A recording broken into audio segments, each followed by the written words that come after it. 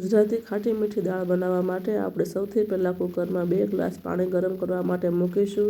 પછી મેં 1 કપ લીધેલો છે તે 1 કપ દાળ ઉમેરીશું. આમાં બાફવા માટે મેં મૈસૂર અને તુવેર દાળ બંને સારી રીતે 2-3 વખત ધોઈ લીધેલું છે. ધોઈને પછી આમાં ઉમેરીશું. પછી તેમાં આપણે સ્વાદ મુજબ મીઠું નાખીશું અને કુકરને ઢાંકણું બંધ કરીને તેમને 2-3 વિસલ માટે બાફવા મૂકીશું.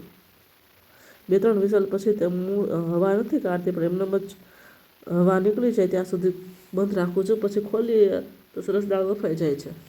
હવે આ બાજુ એક તપેલીમાં 2 ગ્લાસ ગરમ પાણી મૂકેલું છે અને 2 કપ ચોખા લીધેલા છે. જેના ચોખા જ હું યુઝ કરું છું રેગ્યુલર માટે. બાસમતી ચોખા તો ક્યારેક જ યુઝ કરું છું. ઝીણા ચોખાને 4-5 વખત પાણીથી ધોઈને પછી આપણે આમાં ગરમ પાણીમાં નાખી દઈશું.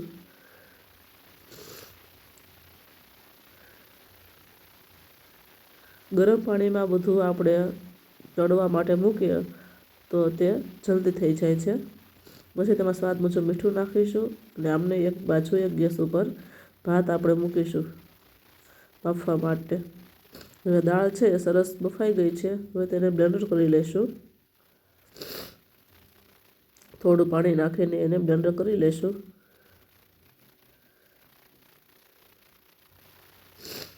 દાળ બ્લેન્ડર થઈ ગઈ છે. હવે તેનો વઘાર કરીશું. આ સાઈડ ચોખા પણ આપણા સરસ થઈ ગયા છે, ભાત પણ સરસ થઈ ગયા છે.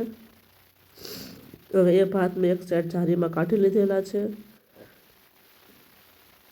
અને આ બાજુ તપેલીમાં 2 પાવડા તેલ ગરમ કરવા મૂકીશું. હું સિંગ તેલનો યુઝ કરું છું. આ છે દાળ વઘારવાનો મસાલો: સૂકા લાલ મરચાં, તમાલપત્ર, તજ, મેથી દાણા, ચકરી ફૂલ, દગડી ફૂલ અને લવિંગ. આટલી વસ્તુ હું દાળ વઘારવા માટે યુઝ કરું છું. આનાથી આપણી ટ્રેડિશનલ ગુજરાતી દાળ ખાટી મીઠી અને મસાલેદાર સરસ બનશે. આ છે આદુ, મરચાં અને ટમેટાની કડકી. તે આપણે વઘારમાં નાખીશું. તેલ ગરમ થઈ જાય એટલે તેમાં રાઈ નાખીશું. રાઈ તતડે એટલે આપણે બધા જે ખડા મસાલા લીધેલા છે એ નાખીશું.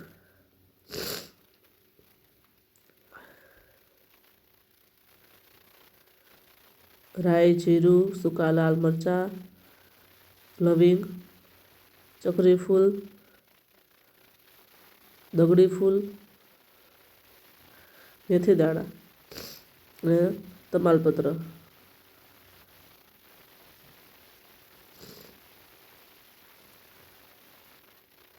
અને લીમડાની 2 ડાળી લીધેલી છે.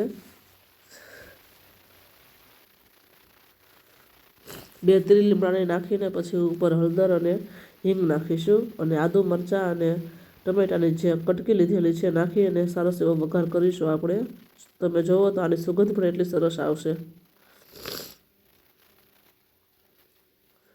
તમે આવી રીતે દાળનો વઘાર ચોક્કસ ટ્રાય કરજો.